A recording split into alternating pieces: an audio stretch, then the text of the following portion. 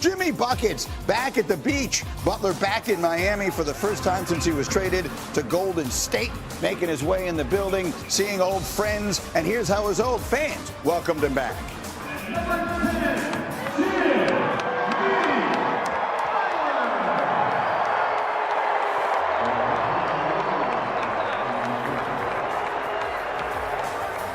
Sounded like more cheers than boos. Meanwhile, that would be the high point of the night for Jimmy Butler. Here is Bam Adebayo putting the Bam in Adebayo, throwing it down. He had 27 last night.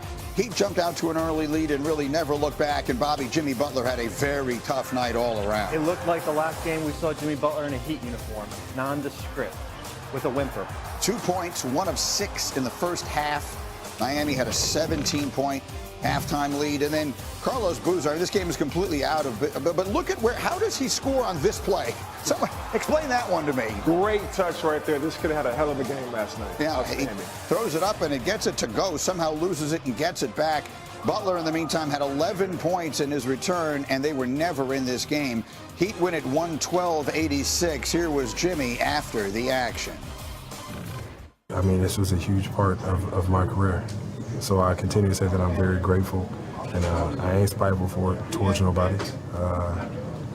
Like I always say, I'm grateful for the opportunity, love the fan base.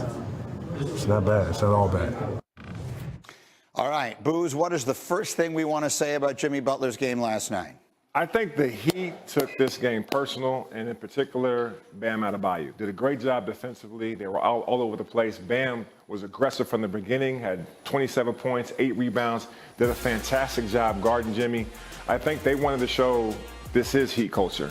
They held the Warriors to 86 points last night.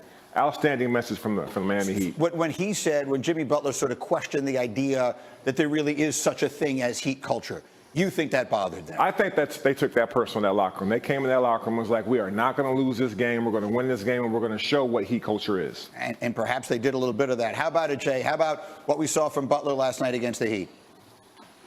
Greeny, my biggest takeaway would be that Jimmy Butler definitely walked away with the L, but more importantly, he walked away with full custody of the Miami Heat. I mean, he won the divorce, regardless of whether they won or lost the game. And in that divorce, he got the house, he got the keys, and he left Pat Riley with the couch. I mean, that's the reality of this game, regardless of the outcome of it, right? There's nothing that can really happen that can make Jimmy Butler have a bad day. They're fighting for the 6th, 5th, or 4th spot in the Western Conference. The Miami Heat is still in the play-in position that they were in when he was there. They're still in that 10th seed position. They're still fighting for it. So regardless of a poor performance or them not having Steph Curry, every time Jimmy Butler looked over to the sideline and saw Steph Curry and knew what his team had a chance to fight for, he's going to feel good walking away from this situation. At the end of the day, he got what he wanted out of all of this, and we'll see. In the meantime, Bobby, you made an observation. We played you the reception that Butler got in Miami last night. You had an observation about that. I did. I want to be careful how I say this because I do have to fly home to Florida today. I don't want them not allowing me in the state. I was embarrassed last night. I was embarrassed watching that and looking at what the Heat fans did to give a man who quit on you. He quit on them at the end of the year, at the middle of the year. He quit on them because he didn't get paid by the Miami Heat. And I know he took you to 2 NBA finals and everything he did great for you, but to give that man a standing ovation, even if it was 50% of that, that bothered me dearly. Really? As far as that. It really did. And I would have done the video tribute. I still would have done it of the Heat organization, but and Steve Kerr said it after. Basically, it was like almost like fair-weathered fans who were like, "Oh, it's okay." You know, the guy quit on you at the in the middle of the year. You know, he went to Golden State. He got his money, right? He got his $111 million. Right. And now this is what we're left with. Mm-hmm. And before tonight, the reality was the Miami Heat were a nondescript, vanilla team with no identity. Mm-hmm. And you saw Jimmy Butler finally bring out the identity, whether it be with Bam Adebayo and Khalil Ware, the 2 bigs, the ability to shoot the ball. They couldn't make a basket in their last 10 games. Mm-hmm. And that just kind of irked me last night. What do you think of that, Booz? I mean, you've lived this a little bit, right? Going from one place to another, the reaction when you came back the first time and everything. What did you make of the way that Miami fans handled that return last night? I mean, it was probably part so because he brought them to 2 NBA Finals, and they weren't expected to be there. Nobody had them in the NBA Finals, but they got there, even though they lost those finals. He overachieved with that team in Miami, in my opinion. They didn't have the one superstar that can get them over the hump, but at the same time, it was a divorce, like Jay Will said, and maybe it didn't go the way the fans wanted it to. So you have mixed emotions. I've been there before. Okay, let's leave that there for the moment. I do want to re-explore that a little bit. Let me run the floor because we have a bunch of other stuff from the NBA last night. Jay Will, SGA scored 32 points. OKC beat the Kings by 16. You got the Thunder or the Field in the Western Conference? Greeny, I'm going with the OKC Thunder. It's just their versatility that they have defensively.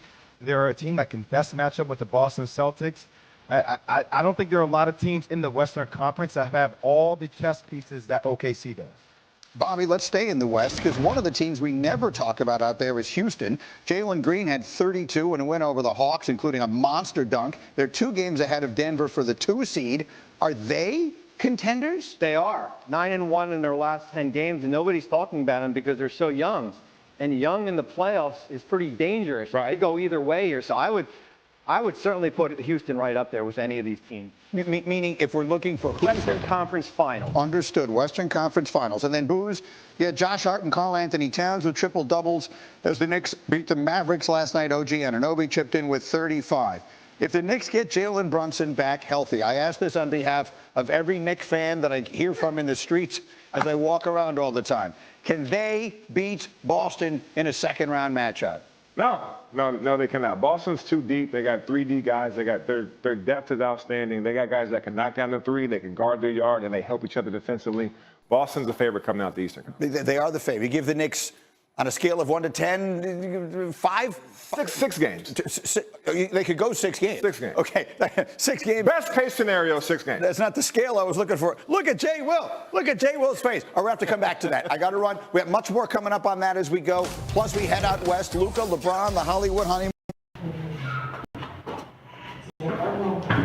Xin chào tất cả mọi người đã quay trở lại với kênh của mình. Ngày hôm nay mình sẽ tiếp tục hướng dẫn các bạn tố tượng. Tượng hôm nay của mình sẽ có tiêu đề là bánh phía. Các bạn hôm nay tượng của mình sẽ có tiêu đề là bánh trung thu. Bây giờ mình bắt đầu từ anh hứa thay đổi đã lừa dối tình cảm này rất lâu, có lẽ tâm tâm em chẳng muốn thay đổi. Hôm nay nhớ anh như vòng tay, cảm giác cùng em say nhớ chẳng.